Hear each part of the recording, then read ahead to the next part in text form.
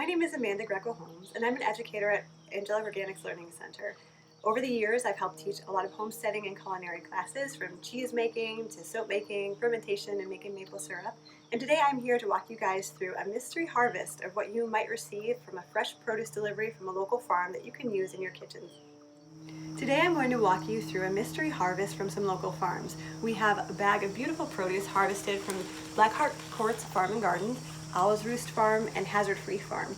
And so we're going to go through and see what ingredients we have, come up with a recipe that we can make using it, and talk about what we can do with those items that maybe we can't use in today's recipe, but we can preserve and use for future recipes. So let's see what we've got. All right, right off the bat, I can see some delicious green things. We have some beautiful fresh curly kale. Kale can be used fresh in a salad. You can saute it and serve it as a green. You can cook it up in soups and stews. It's a very versatile, very healthful, nutritious green. So we're going to set that aside here. We have some beautiful green peppers. Looks like we've got some root vegetables in here too, with some beets, which help add a lot of color and iron and nutrition to whatever you like to use them with. Again, you can roast these, mash them, dice them up and put them in soups. There's a lot of ways that you can eat beets. There's some beautiful rainbow carrots coming in all different colors here. You can use these for your salad bars at schools, or you can put them in soups and stews, stir fries, and veggie plates. Oh, we've got these little guys. These are called patty pan. They're a summer squash, so they've got a soft rind. You can dice them up and saute them like you would a zucchini, fry them up or grill them, and they're a little hardier of a squash, so they hold up well if you did want to put them into a soup or a stew. Some more beautiful peppers, a variety of colors and flavors, maybe some that bring a little bit of heat to your dish. We've got a bulb of garlic, which is fantastic to use for a variety of things and also ready to preserve just the way it is, as it will keep for a very long time in your kitchen. See what's hiding down here. All right. We have a beautiful bunch of fresh broccoli, some nice healthy greens to add to stir fries or fried rice, or even eat raw at the salad bar too. Put those here. Some lovely beans. Now these beans are purple when they're raw, but they taste just like green beans. And in fact, once you cook them, they're going to lose their purple color and end up looking just like green beans. But aren't they pretty the way that they grow? All right, further down we've got a lovely cucumber. Good for raw eating and salad slicing and garnishing. We've got some beautiful leeks, which are like delicious rolled onions. You can use them much the same way that you would use an onion, and again, they're great for soups. We also have some green onions, which are baby onions. They're just onions that have been grown close together so they don't get such a large ball at the bottom, and you just pick them sooner than you would the large onions. And you can use both the bottom and the top of this to add flavor into your dish, or again, to use as a topping. And last but not least, we have some lovely rhubarb. This rhubarb, the stalk is what you're looking at. This beautiful pink stalk is a delicious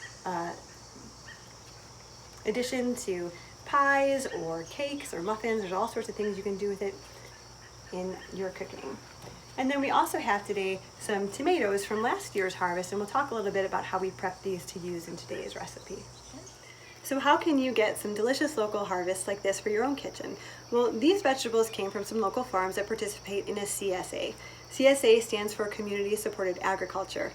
With a CSA, consumers can purchase a share of the farm, and as a return on their investment, every week through the growing season, they receive approximately a half bushel or 1.5 paper grocery bags full of delicious local vegetables that were just harvested within a few hours of them receiving it. Sometimes farmers also do farmer market shares, so if you have a relationship with a local farmer and they have a bumper crop of carrots that they can't sell, or more tomatoes than they know what to do with, you can connect with those farmers and purchase those products in bulk, spend a little time to preserve them and put them up in your kitchen, and still have them to use for the rest of the year. And another option for receiving food like this is called the Harvey Box. It's similar to the CSA, but it allows you to customize what you receive based on your preferences. With the Harvey system, you can go online and create a profile that shows what you like and what you will most likely to use in your kitchen, and they can craft a box for you each week based on your preferences and what's available in the harvest. So there are several ways that you can connect with some local farmers to receive a bounty of good, delicious, fresh food to use in a variety of ways. So in addition to these lovely vegetables that we have here, we've got a few other items from local farmers. We have some fresh flour and cornmeal from hazard-free farms. And from All Grass Farms, we have some delicious organic grass-fed milk. And then from our backyard hens, we have some eggs. So when I take a look at all these ingredients here and think about what can I use today, what can I make with it, and what can I save for later, the thing that pops up to me the most is chili.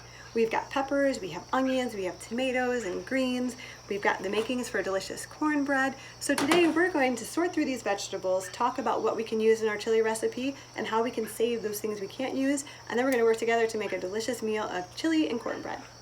So starting with these vegetables, let's see what we can use right now. So I know for sure that leeks would be a delicious addition to a cornbread or a chili. As I said, you can use them just like onions, so we'll show you how to cut them and prep them and clean them so that you can have some fresh onion flavor for your chili. Garlic always goes fantastic in chili.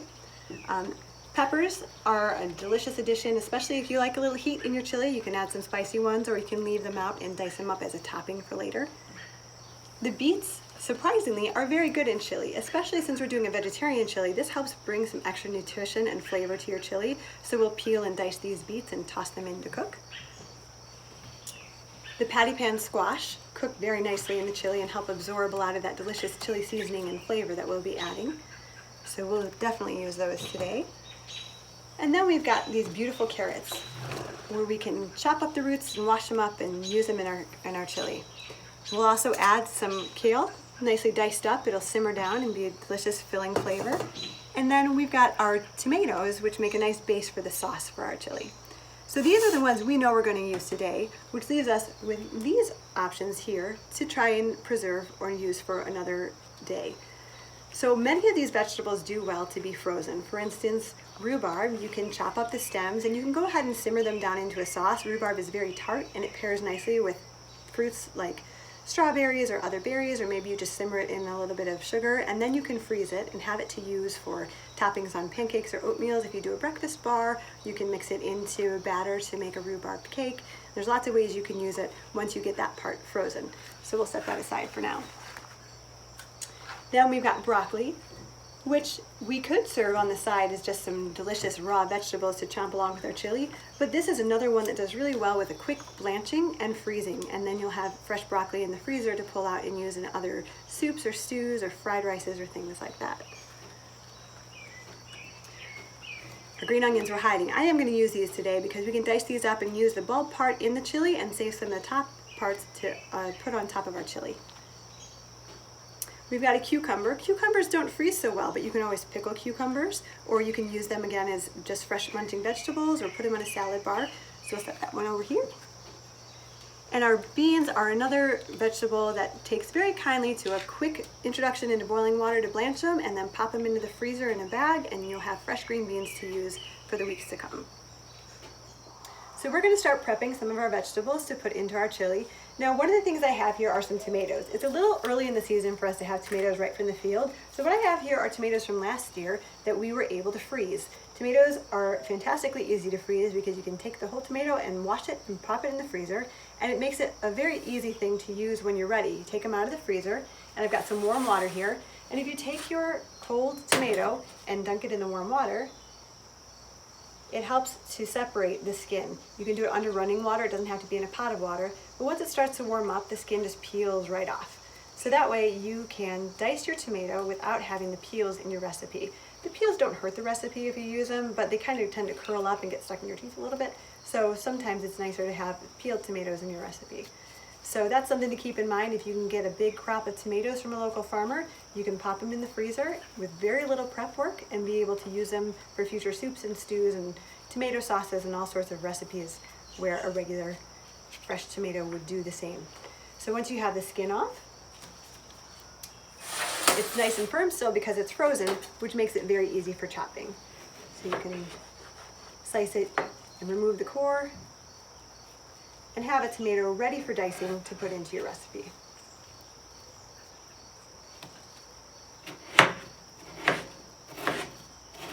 I find this to be really convenient because it's not quite as juicy and messy as trying to dice up a raw tomato where the seeds and the juices go everywhere.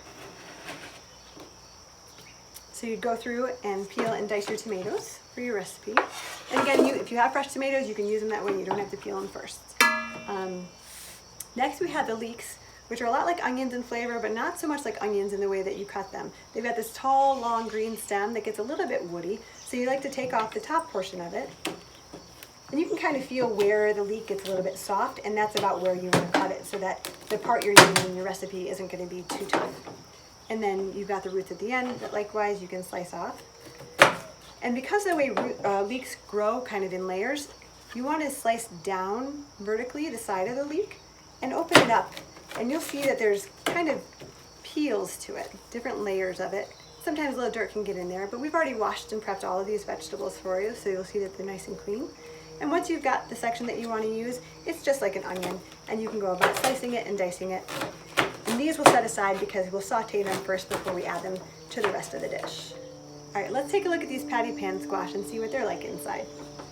So again, this is a soft summer squash, so it slices really easily. You don't have to worry about a tough rind on some squashes. And the seeds are nice and small, so you can leave them in place. So you just want to cut off the stem, and then you can dice it up as you would a zucchini. You have a nice flavor addition, and I really like the way that they soak up the seasonings that you add to a dish. So whether it's a chili or a soup or a stew otherwise, whatever flavors you add really come through in the way that the patty pan soaks it up. I'm going to put that in there with the tomatoes. And with our kale, oftentimes when people use kale, they remove the rib. It's kind of tough on kale, but because a chili is a long simmering dish that cooks with a lot of liquid, it really softens up nicely. So you can easily leave the rib on, and it makes just for easy chopping as you break the kale up. If you'd like to do it with your hands instead, you can just rip it up into pieces. Whatever is the easiest way for you to get it all chopped up. And keep in mind that kale does cook down quite a lot, just like other greens, so if you want to really see it in your dish, you're going to want to chop up a lot of it to add. So with the hot pepper, you get some choices about how hot you want your dish to be by how much of the seeds you leave in the pepper. When you slice your hot pepper open, you can take off the cap, which brings out a lot of the seeds with it, and then slice down the length of your pepper to open it up and see what's inside. The pepper seeds and the membranes have a lot of the heat of the pepper, so if you don't want your dish too spicy, you can go ahead and remove the pepper seeds and the membranes, leaving just the flesh to be chopped up. And again, you can dice it small to simmer in with your chili, or you can serve it as a garnish on top to add that extra bit of heat. Now we're going to start with our cornbread batter for our cornbread muffins. So we have some flour here that's milled from grain grown at Andy Hazard's farm just down the road. We're going to start with our dry ingredients in one bowl. So we've got 1 cup of her flour going in. And now Andy grows heirloom varieties of wheat and grains and mills them herself, and they are fantastic. And we also have some cornmeal from Andy's farm. And we're going to add a cup of cornmeal. It gives such a nice texture and sweetness to the cornbread. You have a cup of cornmeal too. And then next for our dry ingredients, we're going to add some sugar. We do about 2/3 of a cup, so it's not too sweet.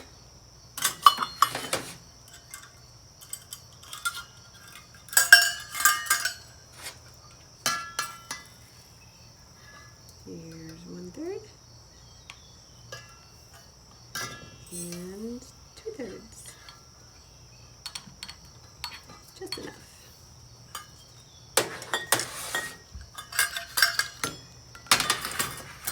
A teaspoon of salt to help bring out the flavor.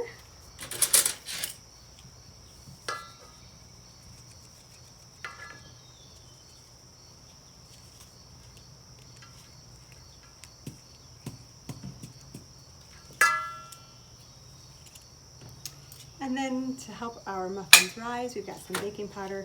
We're going to do 2 teaspoons of that. The This is a very adaptable recipe. You can easily make it, double, triple, 10 times as much. And just keep your ratios the same.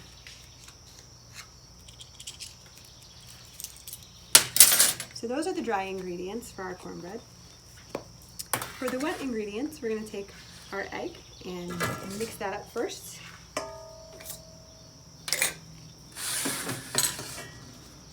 And crack it right in. Fresh eggs have such nice hard shells and bright orange healthy yolks. We're going to whisk that up.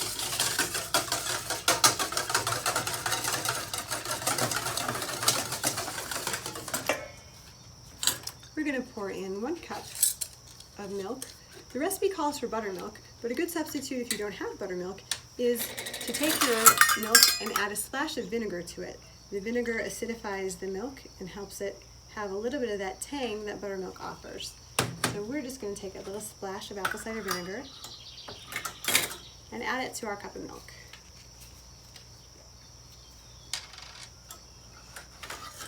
We'll let it mix in the measuring cup before we pour it in.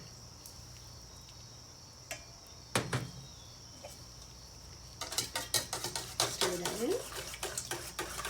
You can see how the vinegar has already kind of curdled the milk a little bit. Don't worry about the clumps. You mix them all in and they add that nice tangy flavor. And then last but not least on our wet ingredients is our butter. Now I've melted a little bit over a cup of butter here because I'm going to use some of it to grease the pans and the rest will go in here. So I'm going to pour almost all of the butter in and mix that up. So once you got all your wet ingredients together and you got your dry ingredients together, you can add them into the same mixture. I like putting the wet into the dry because I find it makes it a little bit easier to mix things together so they don't stick in the bowl.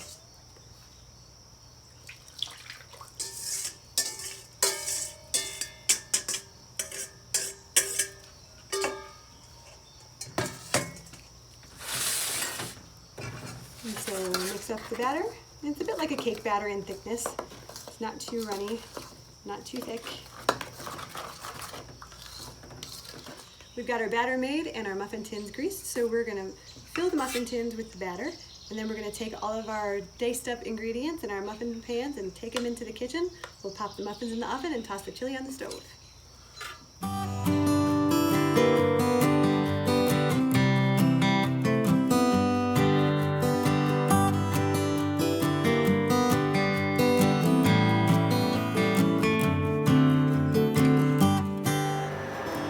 We're in the Learning Center kitchen now and we're working on our chili. I started out by sauteing our onions in a little bit of olive oil, added the garlic and our seasonings, chili powder, cumin, coriander, and some salt, so it was nice and fragrant. I added in all of our vegetables and we've got those over the heat. And the next thing I'm going to add are the beans. So beans are a great addition of protein to our chili, and one of the nice things about chili is it's so flexible in using some of the commodities that we have, like canned beans, which you can buy in bulk and easily store. So it also lends itself to a variety of beans. Today we're going to use some kidney and black beans. You can use white beans, garbanzo beans, whatever you've got. It takes really well to the flavors of chili. So we're just going to add these in with our vegetables.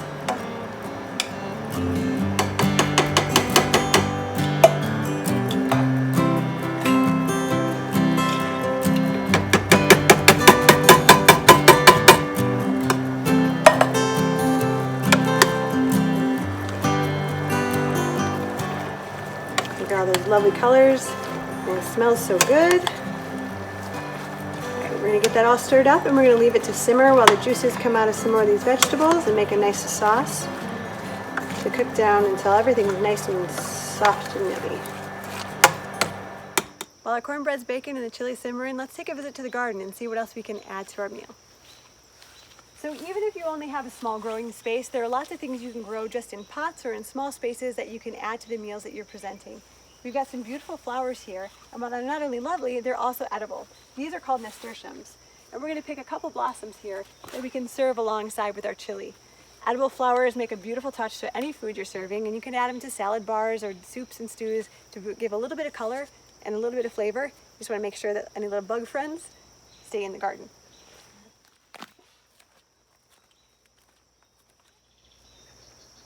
Here we've got some beautiful chives which diced up make a lovely topping for chili or baked potato bars or all sorts of things. The nice thing about a chive plant is it's perennial, so if you plant one it will come back every year and continue to expand and grow and give you delicious food that you can add to your feast.